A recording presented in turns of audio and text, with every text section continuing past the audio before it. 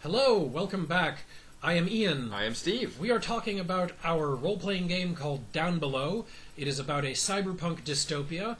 It's a futuristic world in which most people have it okay, but not your characters. And before we launch into a few things, some pressing questions, we're going to really touch on some of the geography of the setting and what's important. Specifically, our core default setting, by far not the only place in the world, but where we've spent all of our time so far, is the accidental island of Nuevo Paradiso. The reason I say accidental island is because this place was intended as nothing more than the anchor and shipping dock for the world's first functional independent space elevator. Also known as Yggdrasil. It is both functional and independent because it was fully funded by a private corporation. It was the first one. It was also the first private one. There are now multiples. We're talking in the low double digits worldwide, possibly, like maybe 12. Intersil Tower is the oldest one and is not only the physical seat of the Yggdrasil megacorporation's influence, but also one of their regional headquarters. It has some useful things for them, being in extraterritorial waters, so they can get around a lot of regulations and taxes. And the fact that they built an island that was in extraterritorial waters has an interesting history that we will briefly touch on. Basically, nobody wanted the liability of a space elevator possibly falling and killing lots of people. And this includes Yggdrasil Corporation not wanting the liability of it being close enough to any major population centers to possibly cause trouble for them. So they built it way out at sea. Yeah. Short version there is, again, if you build it near a population center, you have the advantage that it's nearby where people want to be, but if it falls, it's going to cause damage. If you build it in the middle of, the American Midwest, you might not be near a population center, but a collapse is going to cause some major environmental damage there. On the other hand, if you build it out in the middle of the ocean, you're still going to cause major environmental damage, but it's not going to be as immediate, and it's quite possibly going to be something that can be cleaned up. None of this happened. The Yggdrasil Tower was built. The island that was supporting it grew bigger than intended. It ended up accumulating human flotsam and jetsam, as well as actual legitimate interests, and has turned into the world's first ever accidental country. Because none of the major countries that could have tried to claim ownership of the island were allowed to do so by other major countries. Basically, it's flipped over from nobody wanting to have it and nobody wanting to have the liability to nobody wanting to let anybody else have the major advantage of saying that they owned it, and so they could control that revenue stream and that huge potential technology. This means that Nuevo Paradiso, among other things, is a hotbed of intrigue. It's a hotbed of stalemated intrigue, not even Cold War. There's some actual hot info war going on in there. But it is overall a stalemate because no major power is fully willing to commit and push the others off.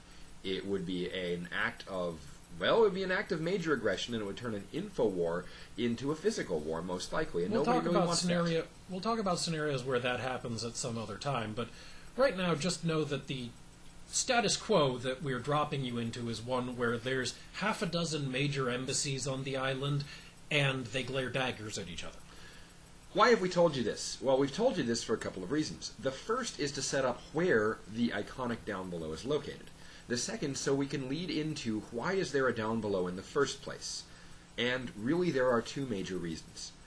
The first major reason is that in any given system, there will occasionally be pieces that just don't fit. Nuevo Paradiso is a large-scale version of this. In a world that is parceled out between countries, nobody wanted it, but here it is anyway. So while in any given country, like America or China, you might have a few people who the system chokes on and spits out, and obviously in the modern day there's a lot of people who various systems choke on and spit out, but look at modern day Canada, for example. It's relatively uncommon to have someone who goes without health care in Canada because they have universal Medicare. Even if you are not a citizen, the hospitals will take you. It's relatively rare to have someone who falls in through the cracks and doesn't get health care in Canada. It happens, though. Yep. It's rare, but it happens. And that's a similar situation to most countries in Downbelow. But in Nuevo Paradiso, which is itself a place that has fallen through the cracks, you've got not one system, but half a dozen major systems, and their edges are right up against each other, and that creates bigger cracks. And this is only talking about the fact that in a system that is ad hoc made up of multiple other systems and slapped together systems, people will legitimately innocently fall through the cracks. Let's talk about the flip side. In a system which empowers people to be people, but still has a hierarchy, the people higher up at the top have a selfish interest in keeping themselves up at the top. And let's face it, who wouldn't? If you're in a position of power, generally speaking, you enjoy and want to continue that position of power. Mm-hmm. This leads to the creation of artificial downbelows. This leads to the creation of people artificially being pushed, dumped, or otherwise slid into the downbelow because they knew something they shouldn't, because they pissed off the wrong people, or because having power over these powerless people gave certain people more power. Yep. There's two big categories of people who do this sliding. There are people in political or corporate power, which corporate and political on Nuevo Paradiso are very similar because the corporation runs the island, so there's a kind of politics to it. For most intents and purposes, if you're on Nuevo Paradiso and not leaving Nuevo Paradiso, national and corporate are the same word. So there's the powers that be, which include Yggdrasil Corporation and various national powers, and maybe even some of the other megacorporations that do business with Yggdrasil in their own enclaves that they have rented. And then there's the illegitimate powers, the gangsters.